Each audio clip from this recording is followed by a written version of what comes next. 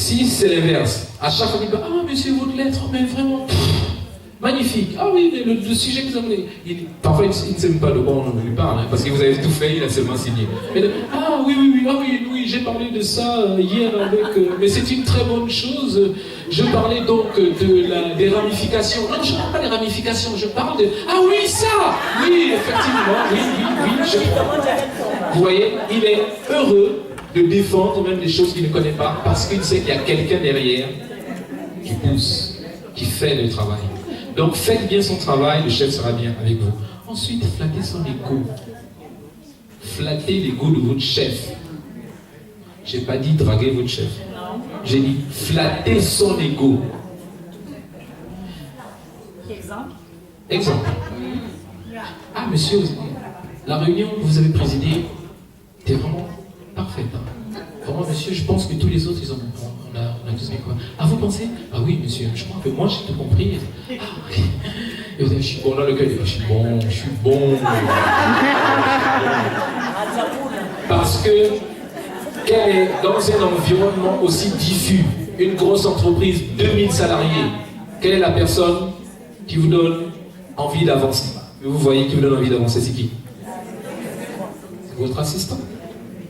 C'est lui qui vous donne envie d'avancer. Imaginez que vous revenez, vous savez que ça a été mal fait. Vous vous asseyez et vous voyez l'assistant aussi. Il a honte de vous. Sortez de mon bureau. Vous voyez? Donc, apprenez à flatter l'ego de votre chef. Faites bien son travail, flattez son ego. Vous allez voir que le reste des choses, hein, qu'il soit beau, vilain, laid, méchant, etc., le reste des choses, ça va aller. Il faut apprendre à les gérer. Hein? Par exemple, moi je suis occupé, je travaille, j'ai mal à la tête, je suis sur mon ordinateur, parce que moi aussi j'ai un ordinateur, comme mon assistant. Si elle ne fait pas le travail, je le fais moi-même, vous pouvez lui demander. Elle est assise dans la salle. Comme elle n'aime pas faire son travail, je fais. Et puis, pendant ce temps que moi, ça me prend la tête, et puis vous arrivez,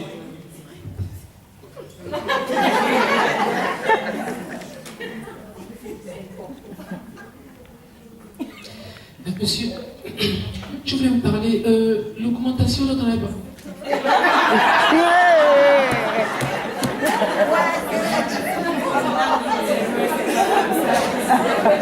Moi, je suis très gentil avec mes assistants. J'ai fait.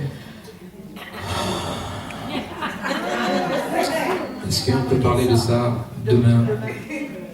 Merci de prendre la porte, s'il vous plaît. Non, monsieur. Bon, vous préférez que j'ai dit, mais quoi? Tu vois pas que je travaille? J'aurais pu avoir cette réaction. Hein? Tu vois pas que je travaille? Sors, bouge! Oui, bouge! Vous voyez? Donc, en fait, c'est une façon de dire que vous devez savoir, il est content, il est nerveux, il est gentil, il a un petit moment de détente. Ah non, là il est très occupé. Ça, vous pouvez savoir ça. Pour ne pas venir l'interrompre quand il est fâché. Donc vous n'allez pas venir au moment où il est fâché, vous venez lui demander en plus l'augmentation. Non, vous choisissez le sujet. C'est pas à ce moment qu'il faut venir parler de l'augmentation. Hein? Alors il est là, il est fâché, etc. Et, un autre sujet, c'est son épouse qui a appelé. Il est là, il est pas. Monsieur, votre épouse, ils se sont battus le matin. Monsieur, votre épouse, s'il vous plaît. Vous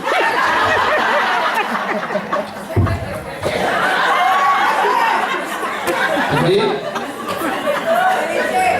Apprenez à gérer l'épouse. Vous n'avez pas le choix, apprenez à la gérer. Oui, madame, monsieur, là, il est en conseil d'administration, là. Le beau mensonge. Il est en conseil d'administration, oui, madame. Est-ce que vous pourrez rappeler... Oui, s'il vous plaît. Oui, je ne manquerai pas, je vais lui donner l'information pour qu'il vous rappelle. D'accord, dès qu'il sort. Oui, madame. Au revoir, madame. Merci. Vous voyez? Donc, c'est simplement pour dire que votre supérieur hiérarchique, c'est le boss, c'est le patron, c'est le beau, c'est le vilain, c'est le laid, c'est le... ainsi de suite. Il faut apprendre simplement à le gérer, il faut apprendre à flatter son travail et son ego. Si vous le faites, vous allez avancer. Les supérieurs hiérarchiques ne sont pas si fermés que ça, que beaucoup de collaborateurs le pensent. Il s'agit de Sentir. Il suffit de sentir son niveau de travail avant de chercher à lui porter vos avis sur tel ou tel autre sujet. Apprenez à sentir son niveau de travail.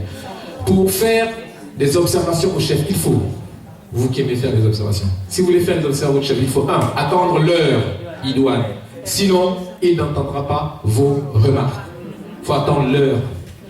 Je n'ai pas dit aussi que vous restez là avec la montre. C'est l'heure, je vais. Il faut attendre l'heure idoine, ça veut dire que vous connaissez ses habitudes, vous connaissez son niveau de travail. Ne parlez qu'en tête à tête. Évitez de venir parler à votre chef quand il y a plein de monde. Évitez. Mais vraiment, il faut éviter ça. Votre objectif n'est pas de confronter le chef à d'autres personnes. Parce que quand vous venez parler, vous dites, oui, monsieur, vous avez dit hier que vous devez nous faire l'augmentation, non? Mais zut, je vais dire un mauvais mot. Zut. Vous voyez, donc évitez de venir parler avec lui qui est en plein monde, en tête à tête. Attendez ce petit moment libre et puis vous venez lui parler donc de ça. Ensuite, il faut être concret. Plus vous tournez autour du pot, plus vous l'ennuyez. Monsieur, s'il vous plaît, je voulais vous dire que, vous voyez, par rapport au sujet de... si vous pensez que... En fait, je voulais dire que, vous voyez, vous aimez vos salariés, non? Parce que quand les salariés, pour que les salariés travaillent bien, il y a quelque chose qu'il faut accompagner, non? Monsieur, s'il vous plaît, vous m'agacez, sortez. Okay? Donc, apprenez, il faut être concret, il faut être direct. Concret. Et puis, il faut se faire complice. Suggérer. Il faut suggérer. Il ne faut pas énumérer. Mais si vous ne pensez pas qu'il serait mieux de faire telle chose, vous suggérez. Monsieur, vous n'avez pas fait telle chose. Non, d'abord, il y a des assistants qui disent ça.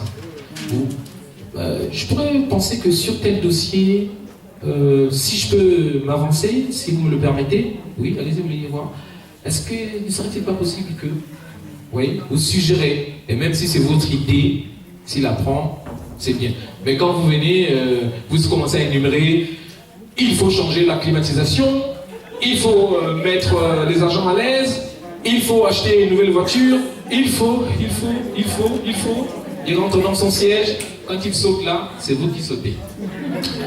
Et puis, il faut oublier les esprits triomphalistes. Yes! Les collègues, vous avez vu? Le patron a accepté ce que j'ai dit. Etc. Parce que quand ça revient encore chez lui, qu'est-ce qu'il fait? Il change, il bloque. D'accord? Donc apprenez à gérer votre chef hiérarchique avec ces quelques éléments. Ça, nous sommes toujours dans l'environnement, votre environnement du travail, parce que c'est important, le savoir-vivre va intégrer tous ces acteurs-là. Maintenant, je vais vous donner un schéma que vous-même vous allez commenter. On dirait une assistante sur un ordinateur. Donc, vous devez gérer vos collègues, n'est-ce pas? Ah oui. D'accord, vous devez gérer vos collègues. Et puis, vous avez les subordonnés. Et puis, vous avez les supérieurs hiérarchiques. D'accord.